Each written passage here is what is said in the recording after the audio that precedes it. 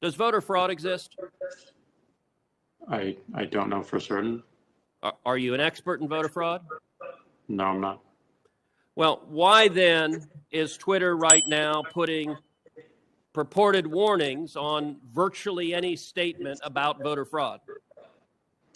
We're simply linking to a broader conversation so that people have more information. No, you're not. You put up a page that says, quote, voter fraud of any kind is exceedingly rare in the United States. That's not linking to a broader conversation. That's taking a disputed policy position. And you're a publisher when you're doing that. You're entitled to take a policy position, but you don't get to pretend you're not a publisher and get a special benefit under Section 230 as a result. That link is pointing to a broader conversation with tweets from publishers and people all around the country.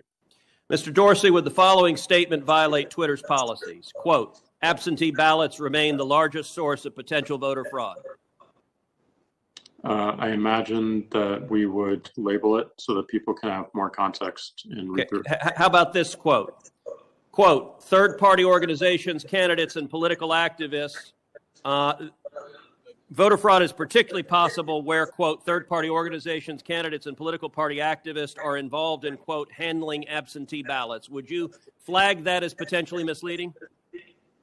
I don't know the specifics of how we might enforce that, but I imagine a lot of these would have a label pointing people to a bigger conversation. Well, you're right. You would label them because you've taken the political position right now that voter fraud doesn't exist. I would note both of those quotes come from the Carter-Baker Commission on Federal Election Reform. That is Democratic President Jimmy Carter and former Secretary of State James Baker. And Twitter's position is essentially voter fraud does not exist. Are you aware that just 2 weeks ago in the state of Texas, a woman was charged with 134 counts of election fraud? Are you aware of that?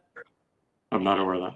If I tweeted that statement with a link to the indictment, would you put a warning on it that says, well, the Democratic Party position right now is voter fraud doesn't exist? I don't think it's useful to get into hypotheticals, but I don't believe so. You don't believe so? Well, we're going to test that because I'm going to tweet that and we'll see what you put on it.